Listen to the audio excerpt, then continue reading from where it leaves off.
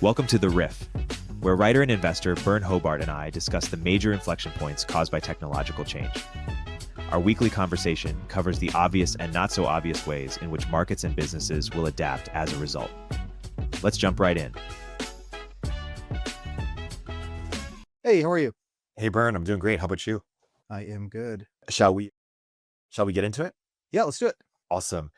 Byrne, there's a lot I want to cover this week. One is you had a piece on Don Jr. and how he's leveraging the Trump brand. I sort of want to have you unpack that a little bit, but also just ask the question, if Don Jr. was focused on making as much money as possible by leveraging the Trump brand, and he was saying, hey, Byrne, what advice would you have for me? What might you say?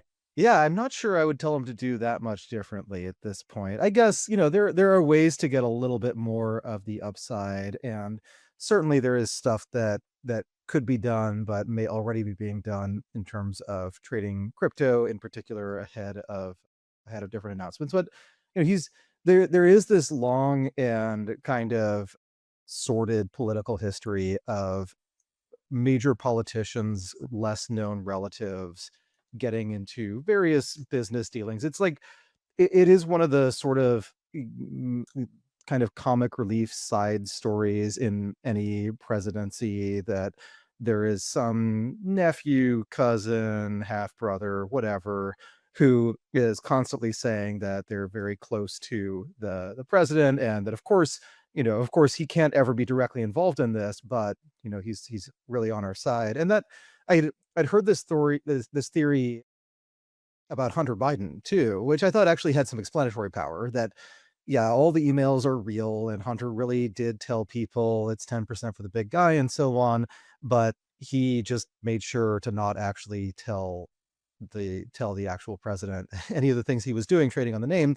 And meanwhile, you can't really collect on that. If you are a corrupt oligarch and you hire someone for this completely fake, very well paid job, and he says, yeah, it's the org chart is there's me, and then under me is the Secretary of State or whatever. It's not like you can sue him for misrepresenting himself if that turns out not to be true.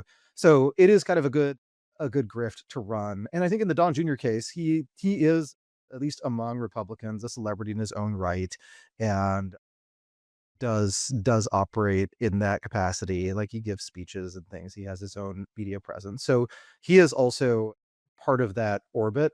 But yeah, he seems to be doing a lot of the kind of smaller scale business dealings. But it is a feature of the market right now that retail investors are pretty big. They tend to get pretty excited about things like that, about brand name board members, and especially for companies where either A, you can't really evaluate the business at all, it's too early for that, or B, you can, and you can compare it to other companies and say, this is just not as good a business as the other ones, but it is my kind of not as good a business. So what we've sort of done is democratize the idea of nepotistically subsidizing a family member who really wants to run a coffee shop or used bookstore or something, high status but not very lucrative.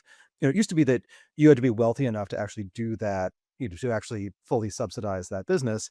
But now you can actually do the nepotistic business subsidy thing through your Robinhood account, and it's a smaller amount, but you still get the same fuzzy feeling. So yeah, maybe this is all about taking parts of capitalism that used to be available only to the 1% and making them something anybody could do. Yeah, that's good explanation on the Don Trump phenomenon. I want to also segue to another version of kind of like, what would you do if you were this person? You also wrote about how Dustin Moskovitz left Asana and had an interesting take as it relates to sort of how he's thinking about what to do with his time. There is this sort of question of, if you have that level of resources, what's the highest leverage thing that you could be doing, especially if you're worried about sort of runaway AI. Yeah, and I think that is basically the story. So it's part of what I was writing about is just anytime you have a founder-led company and investors like the founder, and the founder clearly has high conviction in the business, it is very troubling if that founder steps down. And it often, for good reasons, drives the stock down a little bit. You wonder if all the stock is going to get liquidated, but you also, in many cases, just want this person who understands the business very deeply and who's respected by the employees and so on. Like it's better for them to be in charge than someone else, even if that other person is also pretty good. But I do think in this case, if there is a strong explanation for why that person would want to leave, it's a weaker signal, because sometimes people do just leave because they can see the business is actually not going to go all that well in the future, and so that's what keeps them unexcited. But in other cases, yeah, there are other higher value uses of time, and usually those uses of time are just either giving away lots of money generally or just spending more time with your possessions. And you have to be pretty motivated to run a business if you could also just enjoy being a billionaire indefinitely and never think about money again, except thinking about how nice it is to have so much. But in his case, he's been alarmed about AI for a long time and has been donating to a lot of EA, effective altruist causes, including causes that are about AI and existential risk and things like that. So I think it's pretty aligned in that case to say that as AI accelerates and as it gets better at doing human level performance, that if you're worried about it achieving superhuman performance in a very negative way for society, that should probably be your full-time thing. So yeah, so I guess it is kind of analogous to if someone steps down because they really want to provide full-time medical care to a relative with a terminal illness. It's just in his case, the person with the terminal illness is all of us, and the illness is that there's this AI thing that's ramping really fast and could kill us all. Yeah, it is. And so, what do you expect him to do? I mean, I don't know. It's always hard to come up with expectations for someone who is clearly smart and effective and has a lot of financial resources and has been paying attention to this rapidly changing field for long enough time to have some sense of what's coming next. So I think it will be very high signal, whatever he does next. I think that even the fairly straightforward things like, okay, someone will start another lab that is even more safety focused than the other labs. I think that probably just doesn't work, because if you view safety as actually complementary to building a more powerful AI system, then maybe you'd say you don't need as much money as OpenAI or as Google, because you can actually get more out of the dollars you spend. But I think that's not necessarily true. It is probably true in some sense over long periods, that if you have this smarter reasoning model, it may reason its way into fairly pro-social behavior, but it's hard to say for sure. Anyway, so I really don't know, but I think it'd be very interesting to see, if someone does have this fortune and they now have time to devote to these kinds of causes, what is it that they see as the highest leverage thing to do? But yeah, no idea what that would be. And I could be wrong, but like the fact that is a good explanation does not mean it's the only explanation. And so it is possible that either A, it's like quitting to do nonprofit stuff, but it's a totally different nonprofit thing. It's shrimp welfare or something. Or B, that it is just quitting because it is really relaxing to not be running a large company, and the money will still be there. Yeah. But what is your sense on sort of, Dustin's broader project or his sort of contributions to sort of, or what he's doing with his work and his foundations and just the broader sort of field of existential risk? Do you think they're doing a pretty good job? Do you think it's sort of like impossible effort on its face? Or what was sort of your analysis of our sort of existential risk, apparatus? I think it's good to think about existential risks, but I think that you really want to avoid prematurely defining risks of a particular nature and saying this is what counts as an existential risk, because there is this just ongoing existential risk of we end up creating a really complicated society. It has high fixed costs, not in terms of it takes a lot of dollars to keep things running, but in terms of it takes some very functional institutions and the ability to put competent people in charge of solving the right problems. And if you lose that, it's very hard to replace it. And so you can have these radical decreases in the complexity of your society. And in the case of modern human civilization, that just has to mean not just a large decrease in standard of living, but actual starvation. So that's the kind of thing that I worry about more, is sort of cultural decay and risk aversion and just people not having kids and thus not thinking about the distant future. I think that is, over long periods, an existential risk that will always be with us and is worth addressing.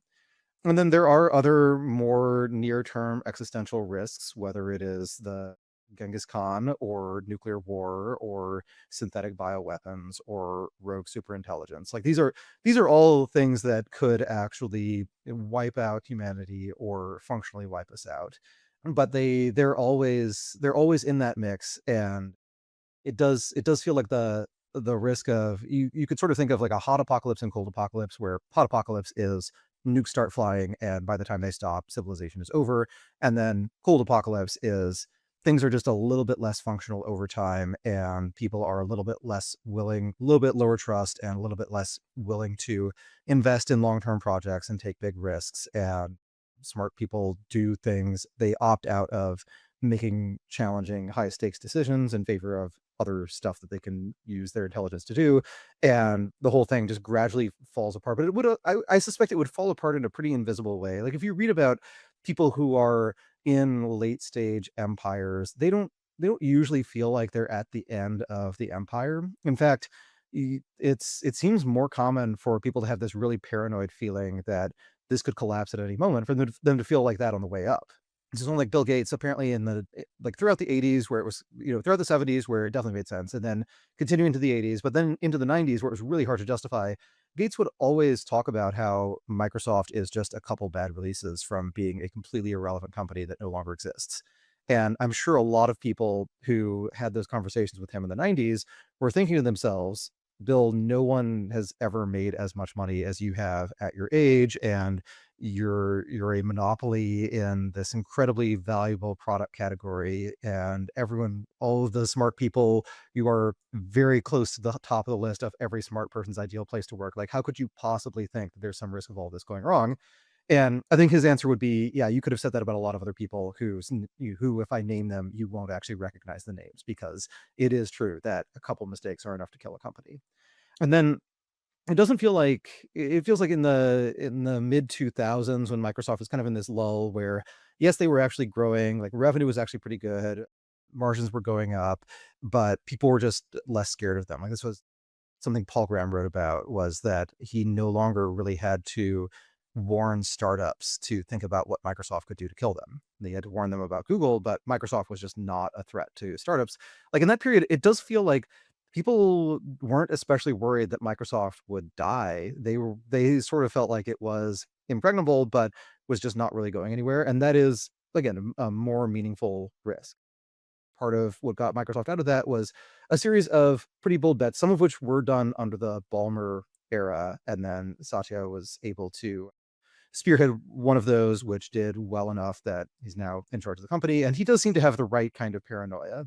And maybe it is helpful that it's interesting actually that Microsoft has a lot of categories where they are just number one. They're synonymous with the category. They've had other categories in the past where they were synonymous with that. And then they're run by someone who previously worked in their cloud business, which was not number one.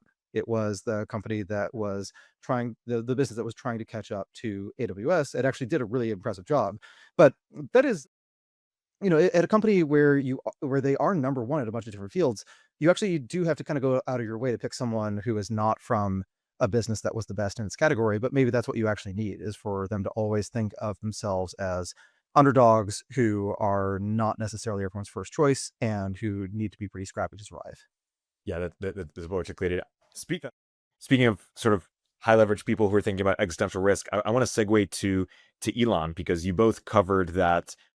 You sort of an update with Twitter and how we're impressed with how Twitter has operated, or sort of the ability of Elon's financial engineering prowess. But then also on the other side, Doge has had a lot, been less in favor over the past few weeks. And I'm curious for your assessment of what's going on there. So the Twitter thing is partly financial engineering, that Twitter has this relationship with XAI, and it is just one of the perks of being Elon, or just being someone who is in control of a bunch of different entities in which his economic ownership varies, is that he does often have the option to move cash flow, talent, infrastructure, etc., to whichever company gets the highest return from. And that kind of works really, really well unless you just run out of cash flow to reallocate, or all of your Tesla engineers are so busy working on something for SpaceX that they don't also have time to fix some problem at Twitter or whatever. But he was able to technically get Twitter's equity value or Twitter's enterprise value back up to where it was when he bought it. But it's a very different entity right now. And it does feel like some of the capitalized value of Twitter circa 2022, when he did raise external capital, including on the equity side, some of that was people who wanted to do him a favor, who figured it was much better to buy something that Elon is buying that makes him feel really good about himself at 150 cents on the dollar than to keep that money and not invest it somewhere else. So basically a fee to get on Elon's good side. And then now it feels like there's a kind of different math behind being on his good side, which is that Twitter remains a really important place for ideas to rapidly disseminate. It is where the discussion happens when there's a breaking news story that doesn't seem likely to change, even though they have had some attrition and lost some of their contributors. And they have the same kind of boiling off effect where if if people who leave are more likely to be progressive, then the site gets more right wing as they leave. And so it ends up being too right wing for the next set of more progressive people. But then some of the people who stick around either just really are open to a broad spectrum of views and they know that they have plenty of progressive friends and can get the progressive side of something, or can just generate it on the fly.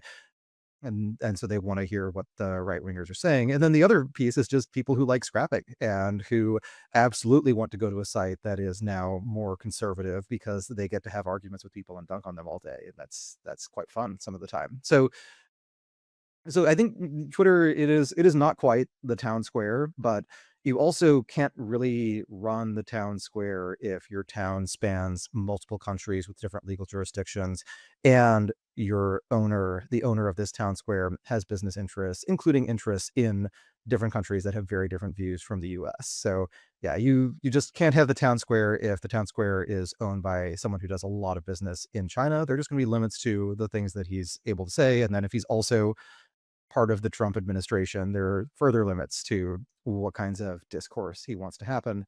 But yeah, I think it is partly just a story about how if you have a bunch of different entities and you just have a bunch of different trade-offs you can make, you have a lot of opportunities that other people don't have. And that is a lot of what negotiation is in general, is figuring out, okay, we're both negotiating on this one dimension and it's clear that we both care about the outcome and we can't quite get to the middle. Is there some other trade-off that I care about a lot and my counterparty doesn't care about that much, or vice versa, where we can actually get closer to an agreement? And so Elon just has more degrees of freedom than just about anyone, and then more hard constraints on how much he can use at each of those things than just about anyone. Hey everybody, Eric here with a word from our sponsors. What does the future hold for business? Ask 9 experts and you'll get 10 answers. It's a bull market. It's a bear market. Rates will rise or fall. Can someone invent a crystal ball? Until then, over 41,000 businesses have future-proofed their business with NetSuite by Oracle, the #1 cloud ERP, bringing accounting, financial management, inventory, HR into one fluid platform. With one unified business management suite, there's one source of truth, giving you the visibility and control you need to make quick decisions. With real-time insights and forecasting, you're peering into the future with actionable data. When you're closing the books in days and not weeks, you're spending less time looking backwards and more time on what's next. If I had needed this product, it's what I'd use. Whether your company is earning millions or even hundreds of millions, NetSuite helps you respond to immediate challenges and seize your biggest opportunities. Speaking of opportunity, download the CFO's Guide to AI and Machine Learning at netsuite.com/102. The guide is free to you at netsuite.com/102. netsuite.com/102.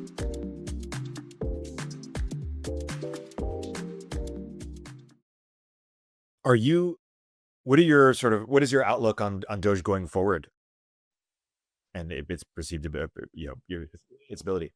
Yeah, so I think if I were part of it, what I would hopefully be thinking is the shock and awe phase is over. We have convinced everyone who gets a government contract that these contracts will be scrutinized. In fact, they'll be scrutinized in a pretty hostile way. And sometimes you'll be doing something good that sounds not so good, and so you still lose your funding. And so what that forces is some level of transparency and really a focus on KPIs. So if you have some grant that is actually serving US interests and it's doing so in a kind of opaque way, just making that more legible to someone who's new to the system is probably a good thing. And I think you can look at a lot of the mistakes Doge has made and say this is why we need people who have much more expertise in how US foreign aid works and how the US government allocates its operating expense budget and things like that. But I think the other side of that is if you're deferring to people who do have that expertise, you're often deferring to people who also have a vested interest in how things currently work. And you don't really know what the balance of that is unless you actually start cutting and see what goes wrong and what doesn't. But once that shock and awe phase is over, I would love to see them just go after. I think there are areas like Medicare, where there's just there are a lot of opportunities for people in general service providers to take advantage of the system in a way that was not intended, that probably shows up pretty straightforwardly if you are doing statistical analysis on things like I don't know, like you could look at some category of surgery and look at what demographic factors predict, things like age predict how common that surgery is. And then just look at, okay, per capita, is this happening a whole lot in very specific places? Maybe there is someone who is really, really interested in getting subsidized to do this surgery and is willing to do it for people who could probably do without it. I think something like that, it's maybe less exciting and certainly less politically polarizing but is actually a useful thing to do.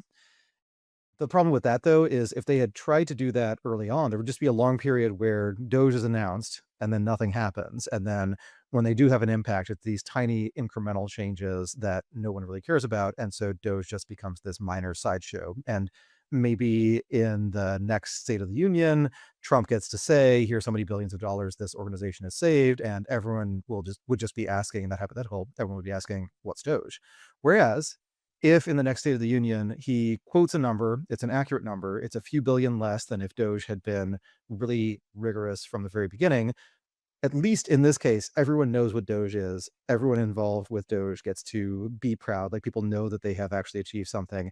And given the size of the team and given the scope of US spending, it's probably a pretty high ROI decision, even if it's not quite the magnitude that Musk was hoping for. That makes sense. The Yeah, it is interesting. What is your sort of assessment of sort of the first, couple months of the Trump White House more broadly? Do you think this is what we expected? Sort of the chaos, sort of the ups and downs. Do we think things are going to normalize? Is it just this status quo going forward? How should we think about it? So I would say it is very nice of you to ask if it's as much chaos as expected, because yes, it is as chaotic as I expected, because I remember the Trump 1 days very clearly. There was a lot of chaos, but it was chaos that didn't actually lead to that many outcomes, or there was a very high ratio chaos, discourse, news flow, etc. to actual changes. And it feels like they've had that same level of discourse and uncertainty and things, but have actually implemented a bunch of changes. And I think some of those, like some of the cost cuts that Doge did, were just bad, or at least were very ill considered, if only from a political standpoint. And then others seem actually pretty reasonable. And it also, like the US government, from what I understand, in many cases, there are pretty generous work from home policies, but their real estate footprint has not dropped that much. So that is the kind of realignment where I think a lot of companies in the private sector would have very quickly adjusted their spending to make sure they're spending for offices that actually have people in them. And there's less of an incentive to do that within the federal government, but it's probably helpful to do that kind of downsizing. On the tariff stuff, it is, it's almost, you almost don't want to say this is a really effective bluffing strategy. In fact, it should, if you don't like tariffs, you should make it somewhat taboo to say this is an effective bluffing strategy. What you should do instead is pretend that you take these completely seriously. This is a complete reshaping of the economic order, and no country will be able to sell anything to Americans without paying a toll to the US government. Like if you say that, then tariffs are actually a more credible threat. If everyone understands that a 25% tariff is the start of a negotiation. The actual tariff will be much lower in the end than the ratio of starting bluff to final outcome gets a lot more extreme in favor of less important final outcomes.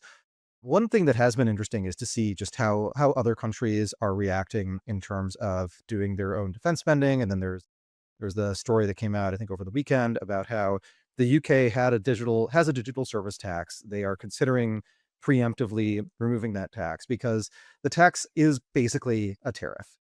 It is not on goods, but definitely on services. And the way it's structured is that it's a tax on social networks and search and a couple of services like that. But these are all categories that are just overwhelmingly dominated by American companies. So it does, in effect, mean that there was a tariff on the US and now it's going away.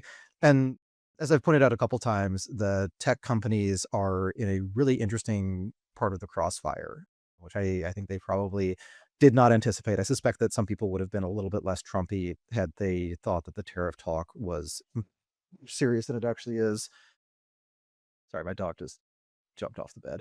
But these companies, they're kind of swing voters or swing influences where they used to be very pro-Democrat, and I think if you asked them, they just wouldn't have been able to credibly say that they were centrist. They would have said that that many of their employees are, they want to give each side a fair hearing, but yeah, it's much more likely that a Democratic candidate than a Republican candidate would be able to do a fundraiser and get a lot of these people to attend and donate.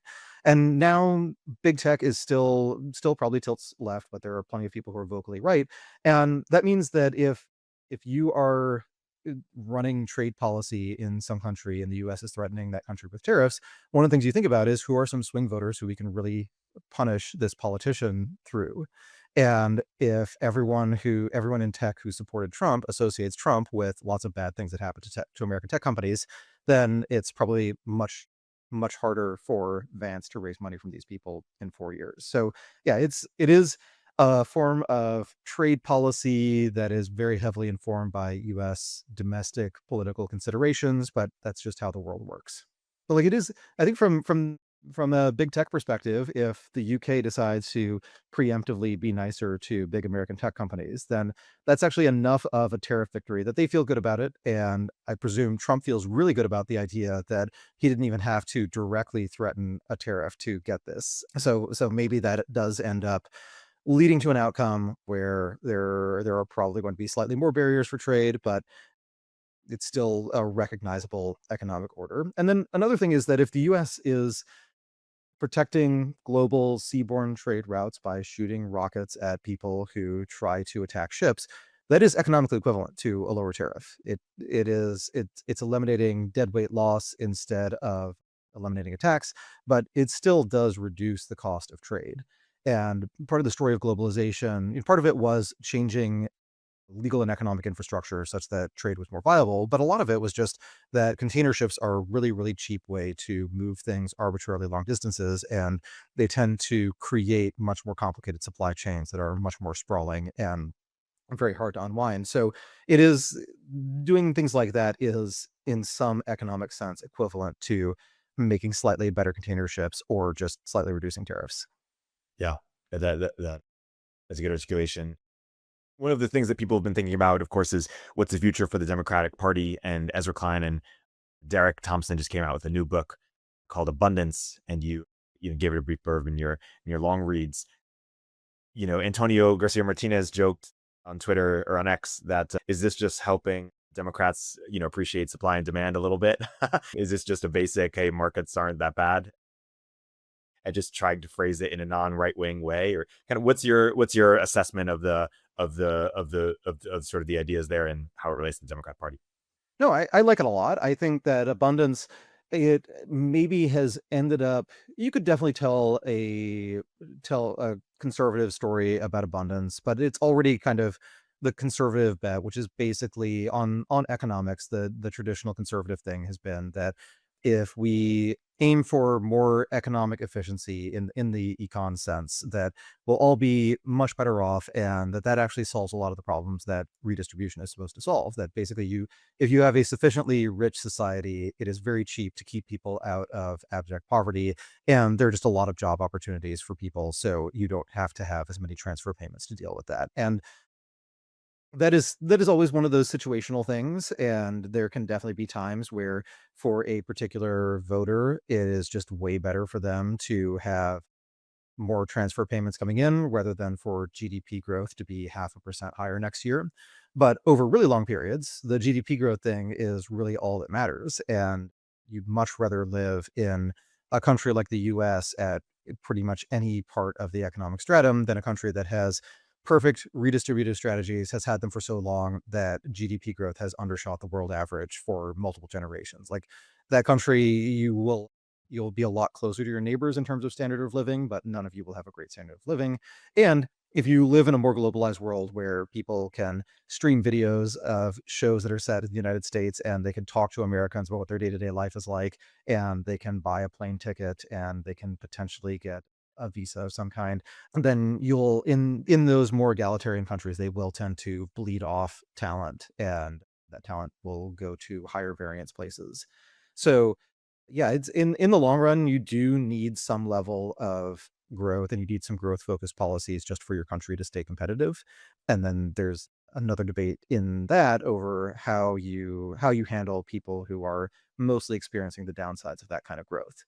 But there's also an interesting kind of political entrepreneurship here, where the Republican Party is just a lot less growth focused than they were a decade ago. And they are a lot more interested in other issues. Some of it is that some social issues have got more salient. Some of it is that immigration is more salient. But some of it is just Republicans are a lot less jazzed to talk about things like how tax cuts will affect incentives and cause people to start more companies and things. And that is true. Like, it is true that on the margin, the tax rate you pay does affect the decisions that you make. And in particular, if you have a very high marginal tax rate, and if someone is considering a very high variance opportunity, the effective marginal tax rate is actually even higher, because in many outcomes they fail, and then in the outcome where they succeed, they pay very, very steep taxes on that success. So it does truncate the tail of the bell curve, where or the tail of the distribution, where a lot of the companies and other institutions that actually create long-term growth, that's where they are, is in exactly that part of the distribution. So it is good to be very careful about that kind of thing. And there's a lot of just nonpartisan, low-hanging fruit. It feels like if politics, if foreign policy got more boring, if social issues were less lively, and if there were actually just space on front pages to talk about things like permitting reform, that we'd probably be in a much better spot. And also, just as the parties reshuffle themselves, there is the question of where some people go. So I'm sure there are plenty of people who were libertarians and held their nose and vote Republican for a while and have switched to Democrat, and then vice versa. There are plenty of libertarians who made the opposite switch, often much more vocally. But things haven't really settled, and which party gets which constituency is always an open question. One of the other pieces I linked in the same newsletter where I was talking about abundance was this breakdown of all the detailed demographics we now have on which voters were swinging in which direction in the 2024 election. And one of the things that struck me was that when I first heard about just how different voting demographics work, there were a lot of cases where, if you're in the middle of some distribution, especially something like income or education, you're Republican. And then if you're at either tail, either very poor or very rich, you're more likely to be a Democrat. And similar, yeah. And then for education, it was, if you are a college graduate, you're very Republican. If you have a PhD, you probably vote Democrat. If you have a GED, you probably vote Democrat.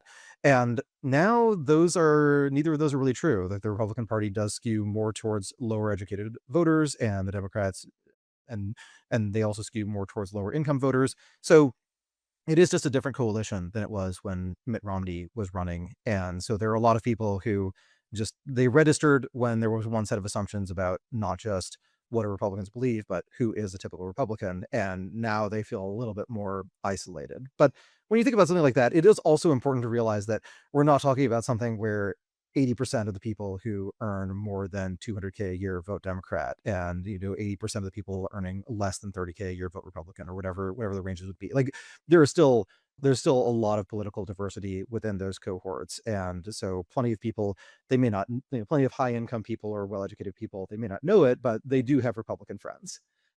So it's not as if there's this totally income and class based distinction, but it is different from what it used to be. Yeah, it's it's really interesting. It seems like whatever's going to be popular is just going to be whatever Donald Trump hates or doesn't want because of the sort of the negative polarization. And so the more that he is sort of anti-free market or anti-trade or anti-immigration, the more that Democrats, will be in favor of that. Well, I think for in particular for abundance, I think there's some level of opportunism in that now is a really good time to tell Democrats that free markets are a good idea, because you can actually run as the free market person, and America, free the term free market probably pulls reasonably well among Americans. I'm not 100% sure on that, but I'm sure there are plenty of terms that indicate that, and that are things that a politician wants to say a whole lot. So I don't think there's that much. I don't think much of this is driven by people just saying I'm going to be inverse Trump in every respect. But I think definitely you want to highlight that message at a time when it's also very politically viable. That makes sense. Speaking of sort of Republicans and the economy, there's been concern of the last few weeks about, you know, are we going to enter a recession? You wrote a great capital gains piece about sort of the different ways that economy could fall into recession. Why don't you sort of unpack that a bit? Yeah, so a lot of what I was thinking about in that piece was that when you look at older recessions, well, the further back in history you go, just the less comparable things are. And financial crises can happen in many different environments, but they are just a much worse thing to happen in a more financialized economy. And so they do become in many ways a bigger factor when just there are a lot more borrowers, a lot more lenders, and a lot more interconnections within the system. But also, yeah, recessions sometimes they are just kind of a more random outcome. Economies don't grow forever, and there are feedback loops where if there's a growth shortfall in some sector for whatever reason, that can ripple out into other ones. And in some ways, I think you can worry a little bit less about recessions than you used to have to worry about them, because the rates are not zero. And while inflation is not running, it hasn't been completely conquered, it's not nearly as salient as it was a while ago. And I think one of the indicators of that is actually that people are specifically talking about the price of eggs, because eggs have been idiosyncratically very expensive recently. And if inflation were a broader problem, there would just be more product categories that we would talk about than just eggs. So in some ways, there is more room for the government to react, but you can have a recession that stems in part from businesses just being really uncertain about whether or not the capital investments they make right now are worth it. And I think that that's one of the negative outcomes from tariffs, is that over a long period, there would be adjustments. There'd be more factories in the US building goods that were previously built outside of the US and shipped here. And so labor costs would be probably mostly higher in the US, but your transportation costs are lower. And depending on the overall mix of what moves here, what doesn't, you maybe end up with a similar or only slightly higher cost structure. And you're also stimulating demand if you have more of those goods built by American factory workers who are going to spend most of their income. So you can have that kind of adjustment. Things can end up being kind of close to normal. And yes, we pay higher prices, but we've secured important parts of our supply chain, and that's just a worthy price to pay. But you can also have a case where the cost of importing goods is higher because of tariffs. Companies are considering relocating, but they also ask themselves, well, if these tariffs cause a recession, and the recession means that Republicans are unelectable in 2028, and the first thing a Democrat does when they're in office is eliminate all of these tariffs, then I just have this big factory in a place with more expensive labor, and I will really wish that I'd kept it in Malaysia or Vietnam or Mexico or wherever. So that kind of uncertainty can mean that the inflationary impact of tariffs isn't very self-correcting. And it's hard to say exactly what you do about that, other than you can make your tariffs more expensive and more inflationary if you also couple them with subsidies, credit or otherwise, for people who build in the US. And maybe if it is just much harder for environmental review to indefinitely delay building a factory, then the more of those factories get built. Because it is probably the case that if you decide today that you're going to build the next Toyota factory in the United States rather than in some other country, it's not necessarily the case that you actually get that thing done and up and running by the time Trump is out of office. So there are a lot of incentives to wait things out, and streamlining the process by which projects get approval might actually be a way to make the economy a little bit more adaptable to that. Yeah. Interesting. There was this sort of line of thinking in the past few weeks around like some people were trying to spin this into a good thing, or this meaning the sort of stock market going down. I think they're trying to say things like, hey, this will help us with our debt somehow, or this will sort of like clean the sewage out the system. I heard people say things like, or like, there's a difference between Wall Street and Main Street, and this is just affecting Wall Street, but sort of Main Street's not affected, or the stock market's not the economy, or so like what is the right way of thinking about it? Is there a way? I assume that that's all cope basically, and that everything that affects sort of Wall Street also affects Main Street. But let's disentangle this. Yeah, yeah. Like if you get fired from your job and your first reaction is, well, the office chairs were really uncomfortable, so this is actually a good thing. Like it's obviously cope. It is like all else being equal, it is probably better for the market to be up than down. It probably means that the US is producing more things and that these are things that people want such that they are willing to pay a markup for them. So these companies are profitable and people have confidence that the growth will continue. So it's not just that earnings are high, but multiples are rising, et cetera, et cetera. But it's also the case that, yeah, sometimes there are political decisions you can make that do redistribute some upside from consumption to investment or from labor to asset holders. So yeah, a rising stock market is not always a good sign, and it's always going to be out of sync with the rest of the economy too. So if you look at a chart of the S&P 500 versus unemployment rates, you'll definitely find a lot of cases where they're moving in opposite directions, but it's because S&P is going down in anticipation of a recession, unemployment still low because the recession hasn't hit yet, and then unemployment starts going up, market's still going down, and then at some point, market starts rallying and unemployment is still rising. And so you look at this and you're like, what are people doing? But what they were doing in March of 2009 was saying unemployment used to go up by zero point 0.4 to zero point 0.5 percentage points per month, and now it's only zero point 0.3 to zero point 0.4. So we know that things are actually getting worse more slowly than before. And, housing prices, they're dropping more slowly than they were a couple months ago. And so we can kind of see that at some point, the second derivative means that there will be growth again. And you don't want to wait until unemployment is back below 5% and say, okay, now's the time to get into equities. You miss a lot of the upside there. If you see that there's a path towards that, then that's when you buy. So yeah, there is a lot of cope here because it's not as if what's going on is that we have these policies that are just redistributing a lot of what would have been money going towards buybacks into consumers' pockets. That is just not the case. What we see instead is that there's a set of policies that do cause a lot of uncertainty. They cause some deadweight loss. They do have some upsides over time, especially if implemented well. And it's very unclear what those policies will ultimately be. But in the meantime, I think pretty much anyone who is analyzing stocks in the S&P 500 prefers the policy mix of a couple months ago to the policy mix of today, at least in terms of this year's expected earnings per share. Yeah, so there's a lot of coke there.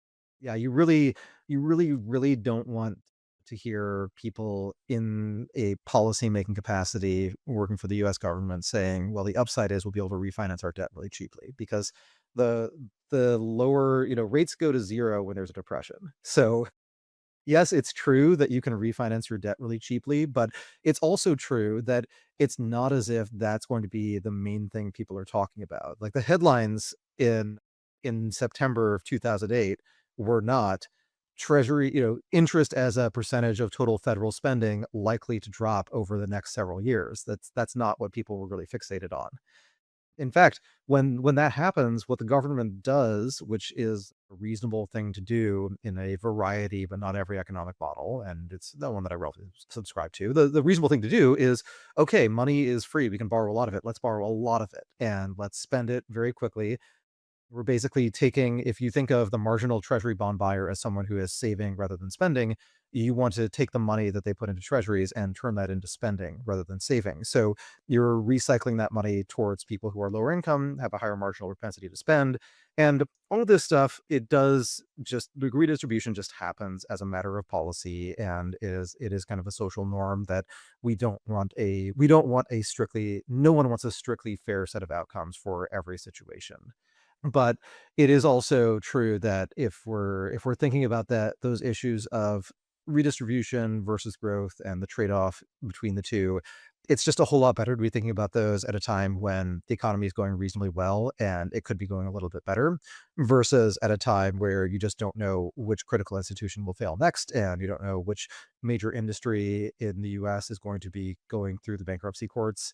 That's a time when you have a lot of really narrow questions around, this many tens of thousands of people are not getting the next paycheck that they thought they were getting, and what do we do about that? And those questions have answers that are sometimes involve lots of financial policy changes, and sometimes it's like, let's make sure that we know how many police officers are available to do some overtime if things get really bad. So yeah, you don't want to be making economic policy when that's one of the considerations, is like, how much tear gas do we actually have right now? And we're not anywhere near there, and there are a lot of economic missteps that can be made that switch growth from high growth to less high growth. And even if there is a recession, the recession is partly the economy calling Trump's bluff on how high a tariff should be. And I don't know exactly what Trump would do in a situation like that, but it's entirely possible that he would find some way to gracefully save face. And this is actually a case where the rest of the world would really, really, really want to tell Trump that he won, and that he got everything he wanted, and that they surrender, etc. Because the rest of the world needs US demand during a global recession. The US is a large enough share of global GDP that a recession in the US is probably a global recession, unless China deliberately intervenes in order to cause growth, which has its own set of problems. So you what you'd probably see in that case is that Trump would be getting a lot of credit from world leaders, which very few really informed observers would think was all that credible. But in the end, it would be, they would be telling Trump, "You got it right. We were exploiting you in terms of global trade. Now, please lower these tariffs somewhat and start spending more money so that the world economy can grow again." Yeah. But is it your view, in a world where we spend less on Ukraine and Europe spends more, and in general kind of like reindustrializes a little bit, is that not in the US foreign policy interest to have Europe sort of reinvesting in their own sort of capabilities there? What are your thoughts?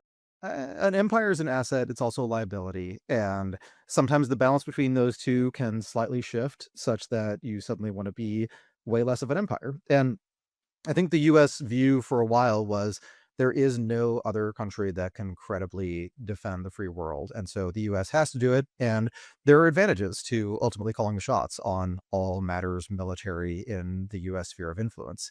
And then at other times, yeah, that's just, there's less upside to that, and the countries in Europe are able to take care of themselves. Some of them do actually spend more heavily on the military, but most of them don't, and it kind of shows.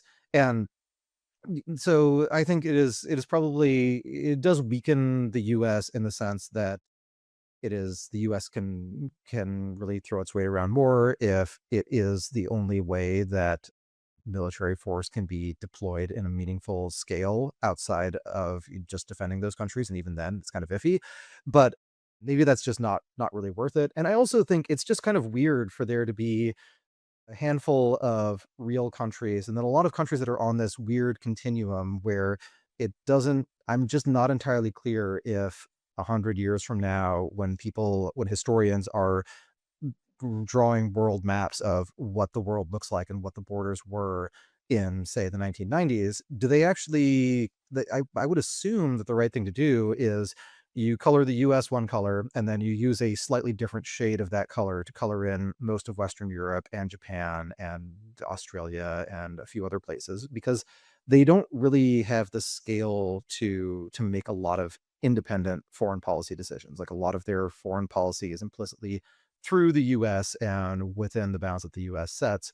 But I'm not sure that America actually is all that good at that. And it's certainly not something like, I don't think America thinks of itself as being this imperial core with a bunch of vassal states of varying degrees of independence under it. So I think if you have an empire that's run by a country that doesn't think of itself as running an empire, then that's probably going to lead to some dumb mistakes. So if nothing else, it just aligns perception with reality by shifting reality more towards, yes, Germany is a real country. It has a military, not just a flag, but a military too.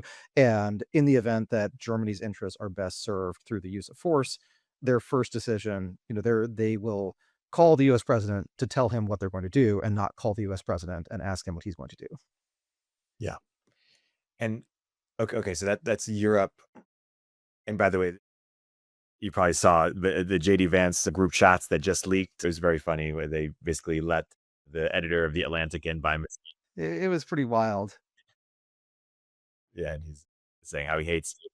Yeah, I was thinking of just dropping random messages into some of my group chats saying things like, yeah, we'll probably be launching the missiles in exactly 2 hours. Oops, wrong chat. Sorry. Yeah, that's so funny. But Signal does make it slightly easy to send a message to the wrong person. So I do try to start one-on-one Signal chats with just idle chit chat that makes me comfortable with the fact that I'm actually talking to the person I think I am, because there are just a lot of people with the same first and last initial, and you don't, especially if you have like an urgent thing that you need to tell this person because they specifically would find it extremely funny.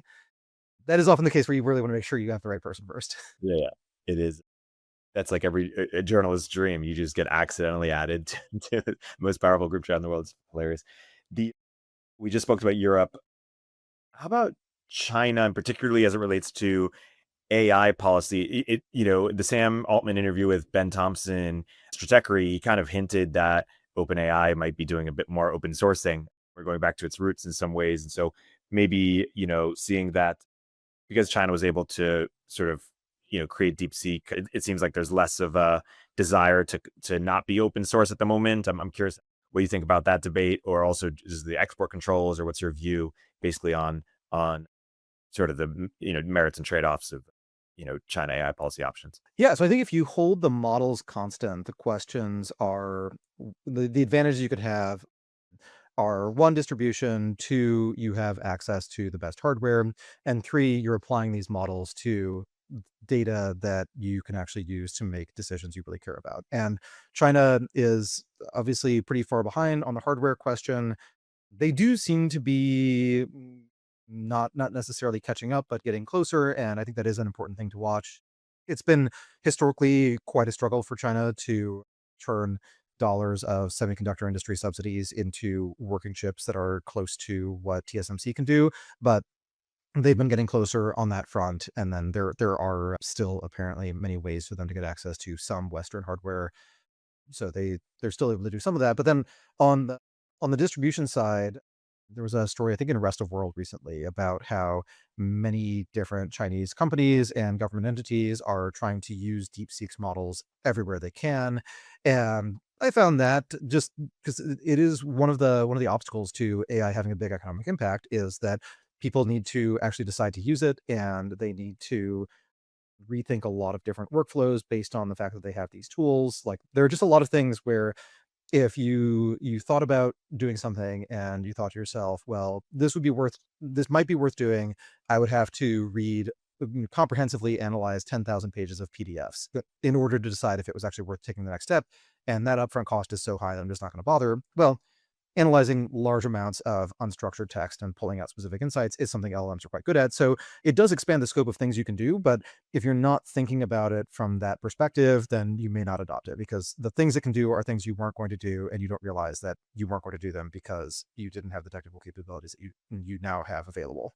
So the distribution side is interesting, and then the data side, The Chinese government collects a lot of data, and they have a lot of questions that other governments don't have about what people are saying and who they're associating with and some of the things that they might do, etc. So there is a lot of room for China to be just a more effective authoritarian country with access to even models at the current status. And I think one possibility is just they get the models good enough that dissent is not really an option. CCP is pretty sure that it will be able to celebrate its 100-year anniversary of winning the Chinese Civil War in style.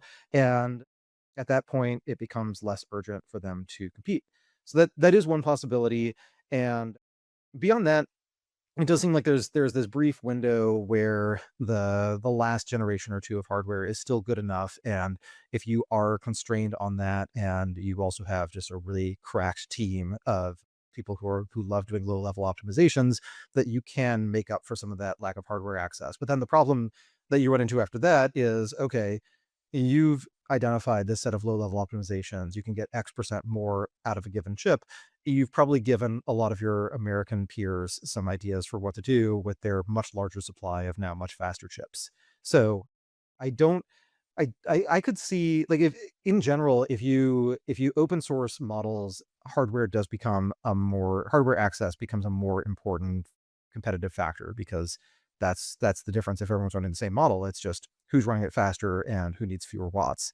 So at that point, it actually becomes in the US interest to have really good open source models.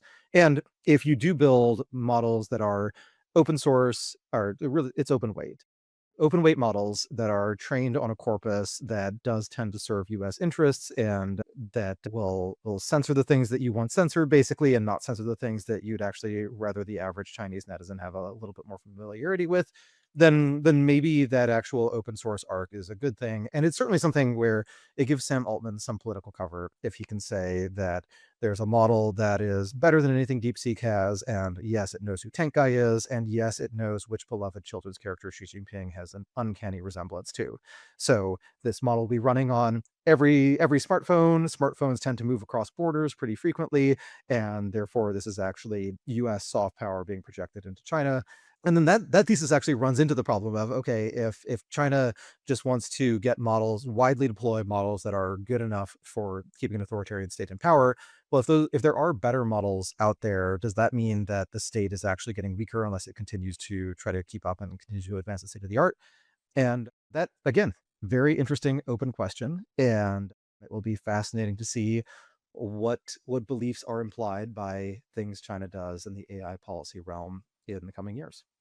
Well, Byrne, that sounds like a great place to wrap. As always, this has been a wide-ranging conversation, and until next time. Yes, indeed. Great chatting. Thank you. Thanks for listening to The Riff.